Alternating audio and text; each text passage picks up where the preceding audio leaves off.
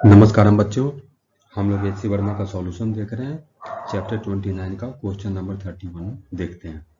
इस क्वेश्चन में कह रहा है दो पार्टिकल्स हैं ए और बी, दोनों पे चार्ज हमको दिया हुआ है क्यू, इनके बीच का सेपरेशन दिया हुआ है डी। कह रहा है where should a particle of charge q be placed on the perpendicular bisector A B पर एक तीसरे पार्टिकल जिस पे चार्ज Q है उसको कहाँ रखें कि वो मैक्सिमम फोर्स एक्सपीरियंस करे, और वो मैग्नीट्यूड कितना होगा उस मैक्सिमम फोर्स का, ये हमको कैलकुलेट करना है। देखो इसको इस तरह का सिचुएशन दिया हुआ है, चार्ज A है, चार्ज B है, दोनों पे सेम चार्ज है, दोनों के बीच का सेपरेशन D है। अब इसके परपेंडिकुलर बाइसेक्टर पे हमको एक तीसरा चार्ज रखना है और कैलकुलेट करना है उस पर मैक्सिमम फोर्स कितना होगा और कहाँ पर रखें कि वो फोर्स मैक्सिमम हो। तो परपेंडिकुलर बाइसेक्टर है तो ये डिस्टेंस d/2 हो जाएगा, ये डिस्टेंस d/2 हो जाएगा। मान लेते हैं उस पार्टिकल C को जिस पे चार्ज स्मॉल q है, यहाँ से y डिस्टेंस पे ऊपर रखे हैं। अब ये y डिस्टेंस ऊपर रखे हैं तब इस पे कुछ फोर्स एक्ट करेगा।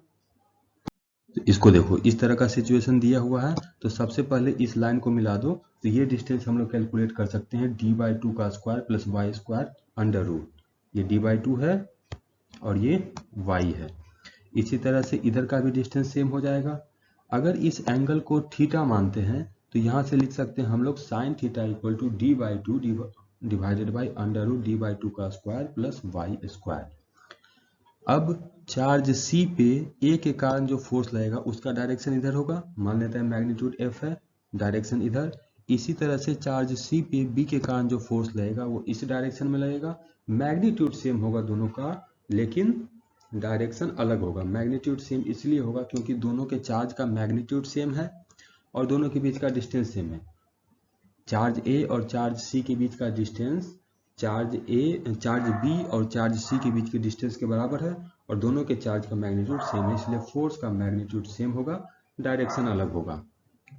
अब इस फोर्स का हम लोग कंपोनेंट ब्रेक कर सकते हैं। देखो अगर ये एंगल थीटा है तो इधर भी एंगल थीटा हो जाएगा, इसी तरह से इधर भी एंगल थीटा हो जाएगा।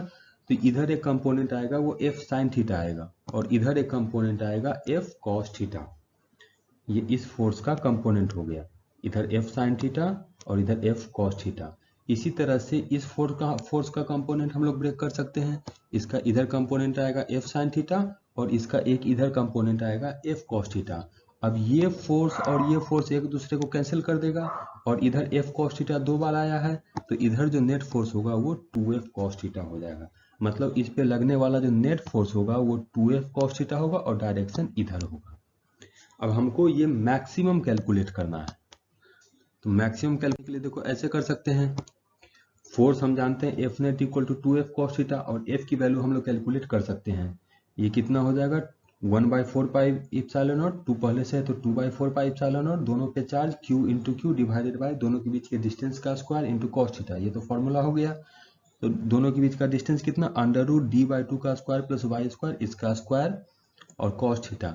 यहाँ से साइन थीटा हम लोग पहले ही जानते हैं, cos थीटा हम लोग पुट कर सकते हैं। तो cos theta y divided by ये cos थीटा की वैल्यू इसको पुट कर दिए तो जो एफ नेट आया वो इतना भयानक सा एक्सप्रेशन आया है। अब हमको मैक्सिमम कैलकुलेट करना है, तो मैक्सिमम के लिए हम जानते हैं कि ये एफ नेट को अगर y के रिस्पेक्ट में डिफ्रेंशिएट करेंगे तो ये क्वांटिटी हम लोग को 0 होना चाहिए। कोई भी चीज़ का मैक्सिमम या मिनिमम निकालने का अगर हमको इक्वेशन दिया हुआ हो, कोई भी इक्वेशन दिया हुआ हो, तो उसमें हमको मैक्सिमम और मिनिमम निकालने का सिंपल तरीका यह है कि उसको उसके वेरिएबल के रिस्पेक्ट में डिफ्रेंशिएट करो, वो क्वांटिटी 0 होना चाहिए। तब इसको डिफ्रेंशिएट करना है, तो इसको डिफ्रेंशिएट करेंगे तो ये 0 हो जाएगा। अब इसको डिफ्रेंशिएट करना तुम लोग जानते हो, इसको डिफ्रेंशिएट आराम से घर पे कर सकते हैं। इसको डिफ्रेंशिएट कर लो तो ये आंसर हम लोग को ये आ जाएगा, ये हो जाएगा हमको y का आंसर। अब F कैलकुलेट करना है, मैक्सिमम फोर्स कितना है, तो ये वाली वैल्यू इसमें पुट कर दो तो ये जो F निकलेगा वो तुम्हारा मैक्सिमम होगा। नाउ F नेट में उस y की वैल्यू पुट कर देते हैं d/2√2 d/2√2। इसको जब सॉल्व करोगे तो ये इतना आएगा, ये हमारा आंसर हो जाएगा, ये मैक्सिमम फोर्स की वैल्यू होगी।